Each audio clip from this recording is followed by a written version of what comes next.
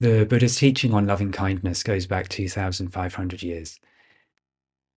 It's a practice where we cultivate an attitude of goodwill and kindness to ourselves and to others. The practice starts by bringing this attitude of goodwill towards oneself, making the wish, may I be well, may I be happy, and then expanding it to a friend, a person who is neutral, and to a person we find difficult or an enemy, before expanding it out into the world and to all beings. So bringing loving kindness to myself can sometimes feel the most challenging part of the practice. I know when I started this 30 years ago, I had a very negative and self-critical way of speaking to myself. And in fact, this is one of the benefits of loving kindness, that we can learn to change our inner dialogue, bring a sense of kindness to it. It was certainly the case that I could see if I spoke to a friend in the way that I spoke to myself, I would certainly not have very many friends. And I think many of us find this. We can have this really self-critical, self-judgmental, even cruel way of speaking to ourselves.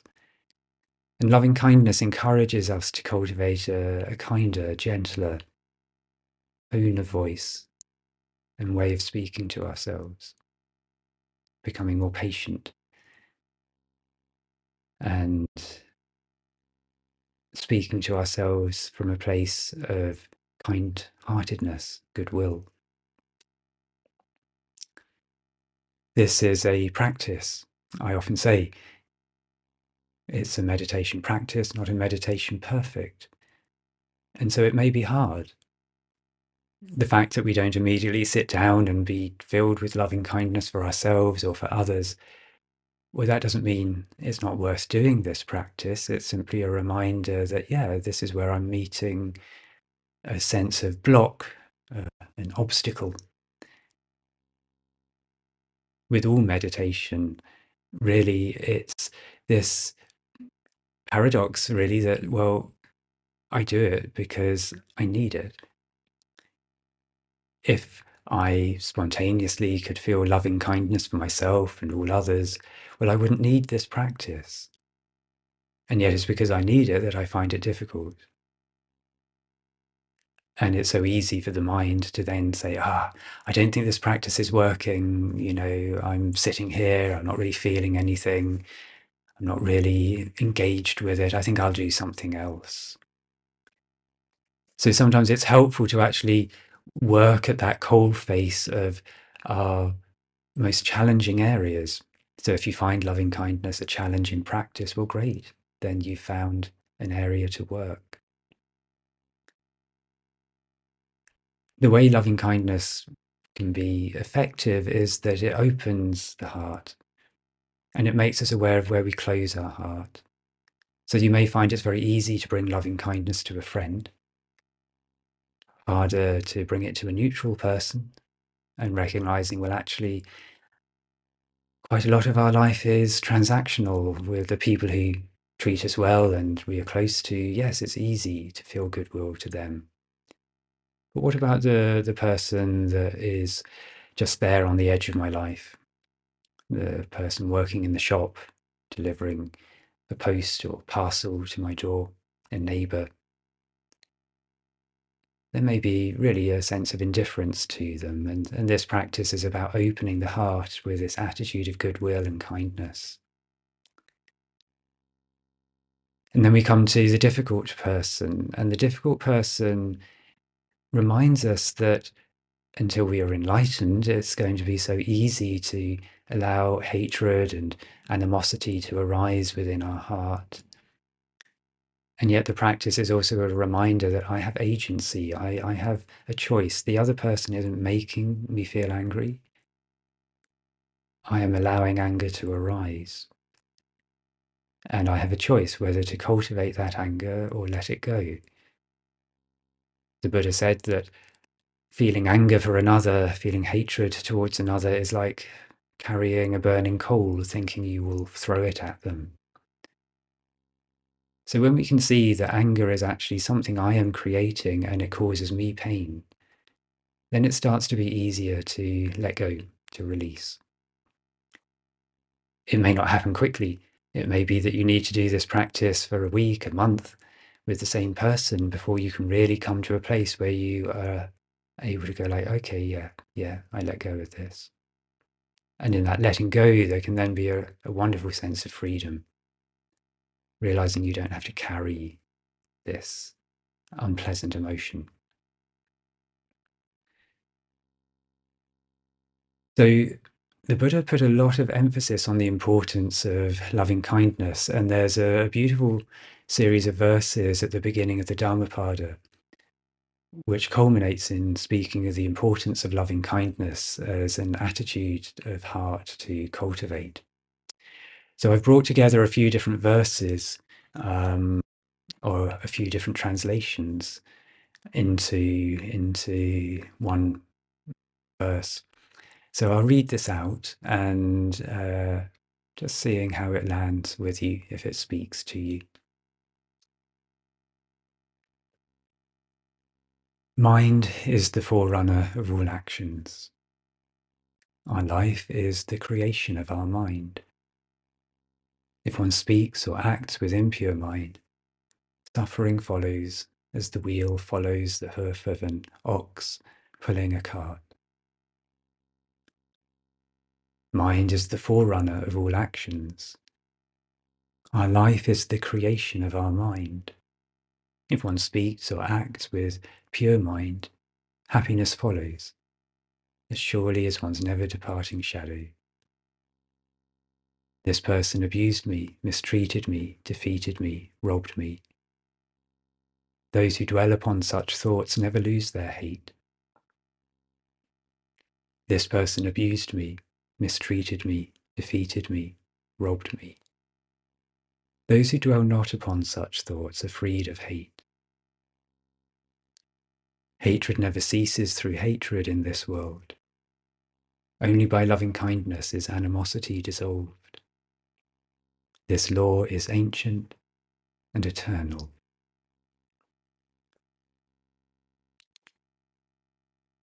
So here the Buddha is encouraging us to cultivate this attitude of goodwill and kindness, even to those we find difficult. The Buddha lists 11 benefits, and modern scientific research has found that many of these benefits are actually confirmed when studied. So what are these benefits of practicing loving kindness meditation? Well, firstly, you sleep well. I found that to be the case. I learned loving kindness practice at a time when I was finding it very hard to sleep. It would take me a few hours to sleep. And yet within a few weeks, a month of practicing loving kindness regularly, I was starting to fall asleep within minutes. 2, you awaken refreshed. 3, you don't have bad dreams. Certainly, I've had very few nightmares in my life. I think maybe 3 nightmares in 30 years. I don't know if that is the loving kindness, but there's something is helping me to process whatever is happening during the day. 4, other people regard you with affection. And you do notice that when you start to cultivate loving kindness for the people around you, and you're meeting people with this open-heartedness, then there is this tendency for people to meet you with kindness and affection. 5, animals and pets regard you with affection. And I know that's the case when I go out for a walk. Very often a dog will come up and just be wagging its tail and saying hello. 6, celestial beings protect you. So in Buddhism, there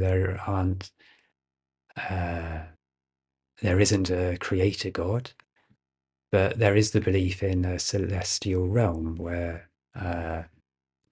godlike beings live. These celestial beings can look after us and protect us. And so it's said that loving kindness draws them to us and we gain from their protection. 7, you will be free from injury from fire, weapons, and poison. 8, you can concentrate quickly. And 9, you have a bright complexion. 10, you will die peacefully, free from fear and agitation. And 11, if you fail to attain enlightenment in this life, you will have a pleasant rebirth, either in the realm of the gods or in a happy family. So these were the benefits according to the Buddha. Modern researchers really looked into this to see how do we benefit when we practice loving kindness meditation. So firstly, it can reduce self-criticism, this tendency I mentioned earlier of going into this negative, self-critical way of speaking to ourselves. A 2015 study found that loving kindness meditation reduces self-criticism, quietens our inner critic, and makes us more self-accepting. It can also help to prevent self-harming in those who have a sense of feeling challenged within themselves. That was a 2008 study. So secondly, enhanced well-being. So a 2013 study found that loving kindness practice increases vagal tone. And the vagus nerve is what runs through our body, connecting all of our organs. It also regulates our nervous system. And it moves our nervous system from fight and flight into a state of rest and digest. So the better toned our vagus nerve is, the more easily we can go into this recuperative state of rest and digest. 3, reduced cellular aging. So a 12-week randomized control trial comparing the effects of mindfulness meditation and loving kindness meditation on telomere length found that loving kindness meditation buffered the telomere shortening associated with cellular aging. That was a 2019 study. So this is really interesting because our DNA has this coating, telomeres, that as we age, this coating shortens, very much like the plastic on the end of a shoelace, which protects the shoelace and stops it from unraveling. But as we age, that protecting weakens and gets shorter, so that when the cells replicate, our DNA is no longer replicating in a way that is optimum. And anything that can help this to remain stronger means that our cells will continue to reproduce in a more optimum way. And so it was found in this study that loving kindness practice maintained this protective coating and meant that our DNA was protected. 4, reduce pain. So a study from 2005 and 2014 found that loving kindness meditation helped people to experience less pain. 5, greater resilience. A 2013 study found that people with post-traumatic stress disorder were able to manage their symptoms much better whilst practicing loving kindness meditation.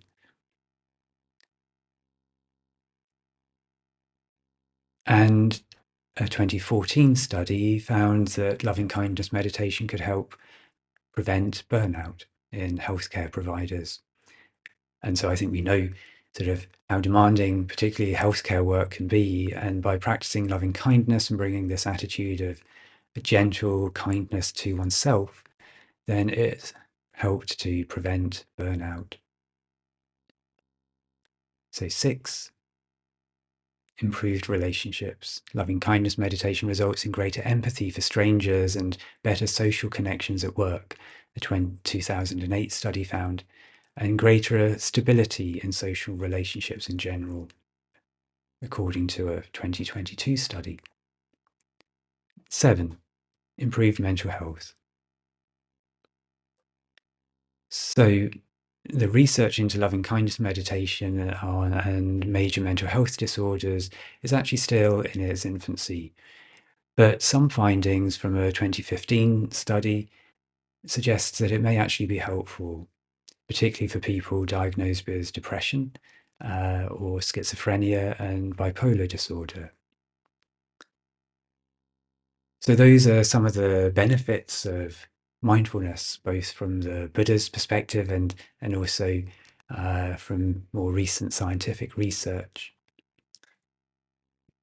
The Buddha gave the Metta Sutta as a outline of how we practice loving kindness meditation. The Metta Sutta was given to a group of monks who had been living in a forest, and some tree spirits became annoyed with them and didn't want them there and tried to scare them away by creating noises and disturbances. And the monks went to the Buddha and said, "What should we do?" And the Buddha gave them this sutra. So in it, he talks about how we cultivate this attitude of goodwill and kindness and openness to others rather than animosity. We can recognize here the importance the Buddha put on cultivating this attitude of non-hatred, of goodwill, as well as this tantalizing insight into the fact that in the Buddha's time, and even within Buddhism, it was a pantheistic worldview. Consciousness could inhabit different forms. It might inhabit the solidity of this body. It might also inhabit a tree or some other natural form as a spirit. The monks practiced loving kindness, and the tree spirits realized, these monks wish us no harm. And they started to look after and protect the monks. So the version I have here of the Metta Sutta is one that we used to chant in the monastery where I lived. I thought it would be a nice way to conclude this reflection on the benefits of loving kindness practice.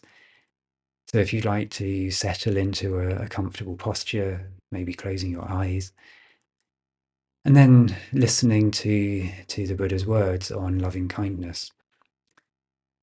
This was delivered originally to a group of monks, and so the opening verses are talking about how to live well as a monk. So we can reimagine it in terms of how to make it appropriate for ourselves. The Buddha is very much saying to the monks, live lightly, avoid being a burden on those who look after you and support you. And then he goes into describing how we can practice loving kindness.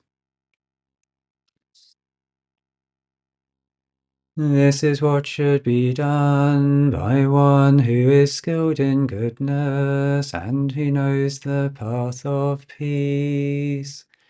Let them be able and upright, straightforward and gentle in speech, humble and not conceited, contented and easily satisfied, unburdened with duties and frugal in their ways, peaceful and calm and wise and skillful, not proud or demanding in nature. Let them not do the slightest thing that the wise would later reprove, wishing in gladness and in safety, may all beings be at ease, whatever living beings there may be, whether they are weak or strong, omitting none, the great or the mighty, medium, short or small, the seen and the unseen, those living near and far away, those born and to be born, may all beings be at ease. Let none deceive another, or despise any being in any state. Let none through anger or ill will wish harm upon another. Even as a mother protects with her life her child, her only child, so with a boundless heart should one cherish all living beings, radiating kindness over the entire world, spreading upwards to the skies and downwards to the depths, outwards and unbounded, freed from hatred and ill will, whether standing or walking, seated or lying down, free from drowsiness. One should sustain this recollection. This is said to be the sublime abiding.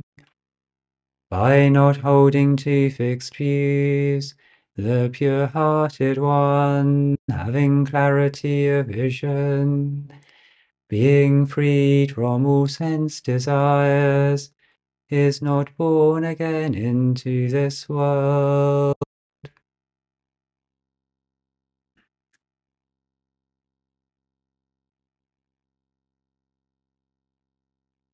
And so taking a few breaths, breathing into the heart chakra in the center of your chest, underneath the breastbone. And just bringing in this wish to your heart, may I and all beings be happy and well. May I and all beings be safe and free from harm.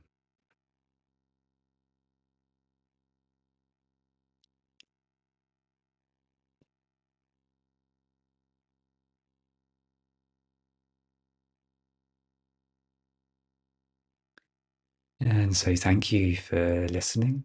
I hope there are some things there that you find useful or some encouragement for your own practice of loving kindness. So be well, and until next time and another video, goodbye for now.